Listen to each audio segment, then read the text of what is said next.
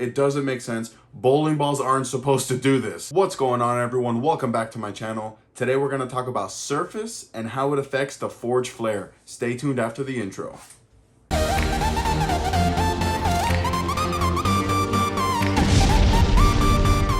Okay, so the box finish of a bowling ball is just the surface that it comes with out of the box when you first drill it. The number one factor in determining ball motion is the surface of the bowling ball. So just because you don't match up with the ball right out of the box doesn't mean that the ball is a dud or you just don't match up with it. Rather than taking it to the pro shop and plug and re-drilling it or just selling it altogether, there is a much cheaper option that can ultimately make you love the bowling ball: changing the surface. For me personally, I always change the surface of the bowling ball right out of the box, even before I drill it.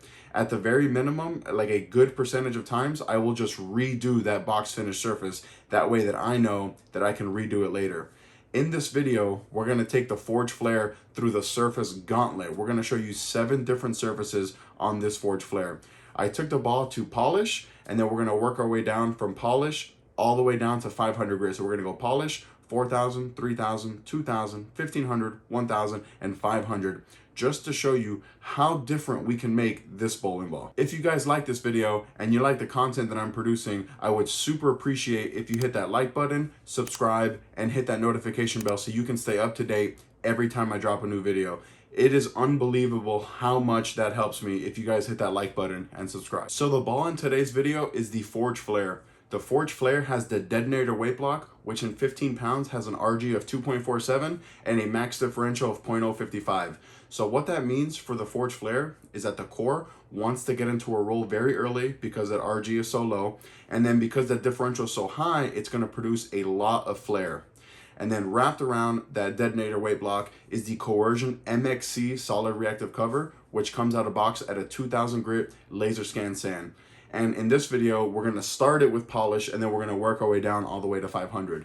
Now, every time I do these surface videos, it's kind of the same, where I start with the polish and I'm playing a little bit straighter, and then as I get to around 2,000, I'm almost as far left as I can go. And then once I get into a 1,500, 1,000, 500, I end up having to move a little bit further right because the ball is rolling out, using up too much energy because the ball has so much surface. This forged flare, the cover on this bowling ball, it is like it doesn't make sense. I've said this before, and this is the first time that I've really played with surface on this bowling ball. And with every surface grit that I went from, polish all the way down to 500, the ball continued to shape and shape and shape, and it doesn't make sense. You're gonna see in this video that when I got all the way down to 500, typically when you're in 500 and you try to shape the lane, the ball will just hook, stop, and roll forward, and basically it rolls out. This forged flare, even at 500, got down lane, stopped on a dime, and went left. It doesn't make sense. Bowling balls aren't supposed to do this, but it just goes to show you how special this forged flare is. And let me just tell you, right now, the forged flare is my favorite ball that we have. Comment down below and let me know if you have a forged flare and what surface you keep yours at. I'm going to take you guys out on the lanes now so you can see the forged flare with 7 different surfaces. Thank you guys for joining me as we run this forged flare through the surface gauntlet. Now, as always, I'm going to show you every single shot that I threw in this session. I believe it is important to show the good shots and the bad just to show you what a ball is truly capable of. And the purpose of this video is to show you, and more importantly, educate you on the importance of surface and how just by changing the surface, you can dramatically change the ball reaction that you are looking for. It's important to remember that the out-of-box finish is not the end-all be-all when it comes to the surface on the bowling ball. These first few shots here are with the forged flare with the Motiv Power Gel polish. And let me just tell you, this ball took the polish very, very well, and the ball got really, really shiny. And as you can see, the ball did a good job at getting down lane, especially for how strong this ball is, and still made the corner very, very nicely for a big symmetrical solid ball. The one big thing that I took from making this video, and I hope this message reaches you all as well, is just how versatile this forged flare is. The cover on this bowling ball is special, and in this video, you're gonna see exactly why. So now as we transition from the polish finish to the 4,000 finish, it is important that we get the entire circumference of the bowling ball. One way that I like to make sure that I got the whole circumference of the ball is to start with the logo up and doing the entire top side of that ball. Then I'll flip it over 180 degrees and do the other side of the bowling ball. Then I'll flip it so that the finger grips are facing up, and I'll do that side. And then I'll flip the finger grips down and I'll do that side.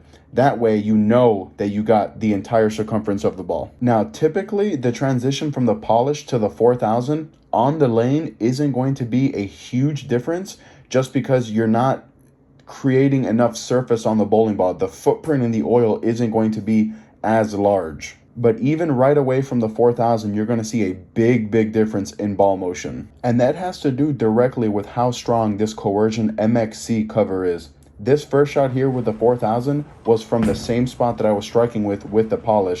But with the 4000, the ball hooked a little bit earlier and went dead left, went through the nose and left this baby split. My move off the baby split was 2-1 left, and as you can see, the ball still went really high and left a 4-6. Then I went another 2-1 left, and the ball got down lane and went through the pins the absolute right way for a strike. I threw a couple more shots at 4000 from the same spot just to make sure that I was lined up, and the ball was looking really good going through the pins. The next surface prep that we're going to is 3000. Now 3000 is going to be a larger footprint in the oil than the 4000, but in the grand scheme of things is still not a huge footprint. The more surface we add to the bowling ball, the more traction on the lane the ball will produce. This first shot here with 3000 from where I was striking with 4000, the ball hooked even early, but still continues down lane, and I left this 3-6-7. The move I made off that big split was 3-1 left, and it was all smooth sailing from here on out. When I was throwing this ball at 3000, I was thinking to myself, man, this might be my favorite surface I've thrown on this ball.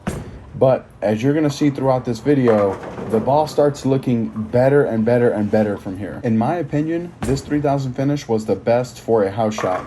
It wasn't so much surface where you're gonna blow up the pattern, but just enough surface where you were gonna be able to control those higher volumes in the middle while still retaining a really nice down lane motion. Now we're into the 2000 finish, and this is where the traction in the oil becomes even more apparent. But the one thing I do want you to notice is that even though we're adding more surface to the bowling ball, you're still going to see a ton of continuation down lane. This first shot here with 2000 was not even close. As you can see, the ball continued a ton down lane and left this beautiful big four. My move off that big four was 3-1 left. This 2000 finish really handled the oil in the middle part of the lane like a champ, and still continued a ton down lane and went through the pins the absolute right way, which is what my eyes want to see. I want to see my ball get down lane and go through the pins the right way, even though we're adding this much surface to the ball. Now we're going to be transitioning from the 2000 into the 1500, and we are creating a ton of dust on the bowling ball.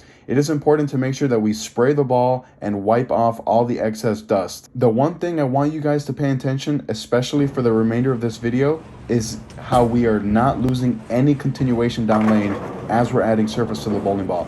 That doesn't make sense. This first shot here with 1500, the ball went a little bit light. It still struck, but light for sure. So I moved my eyes one left just to keep it in the oil a little bit longer, and the ball absolutely read the lane the right way and went through the pins the right way. I know I sound like a broken record by this point, but I am absolutely amazed with how much continuation this ball still has despite the amount of surface that we have put on the bowling ball already. Now we're into the 1000 grip, and this is usually the part of the video where we start having to migrate more and more to the right, because the balls, especially balls this big, typically roll out. This first shot here was very surprising with the 1000 grit. I was fully expecting to see some sort of bail down lane, but the ball actually went really high flush.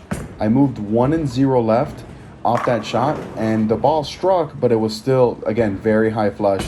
So I threw a couple shots here, still in that 1-0 left move, but the ball reaction I was getting kept telling me that I needed to be a little bit further inside despite going high flush strikes before ultimately leaving this 3-6-10. I went another 3-1 left off the last couple shots, and the ball started going through the pins really well. This right here is exactly why I think this Forge Flare is so special. Despite having all this surface, the ball still wants to create a ton of shape down lane. Now, yes, obviously 1500 is a lot of surface to put on a bowling ball, but don't be afraid to get down to these levels if you need it. Okay, so we're here at the end. We're finally at the 500 grip. And like I've always said, the 500 grip for me has been reserved only for urethane balls or for when I'm looking for that extreme hook stop motion. And let me just tell you, this Forged Flare did not give me a hook stop motion. This first shot here at 500 was absolutely silly. The ball stuck to the lane like glue, but continued a ton down lane, leaving me that 3.6910. My move off that was 4 and 1 left, and that first shot I definitely missed left, and that's why I left that super weak 710 where the 7 fell. But then after that, the ball just started striking at will from this part of the lane, and this is the one that impressed me the most. And to be honest, this 500 grit ended up being my favorite surface prep for this Forged Flare. Now, in league, I will not throw this ball at 500 because it will absolutely blow up the pattern. But I am really looking forward to throwing this ball on some heavier volume patterns where I can get away with throwing it at 500 grit. Until next time, guys, stay motivated. Well, there you have it, folks. There's my surface video for the Forged Flare. Let me know down below in the comments if you like these surface videos and if you would like to see me do more of these for every single release going forward. Click right here to watch one of my other videos. Click right here to subscribe. Right here. Till next time, guys.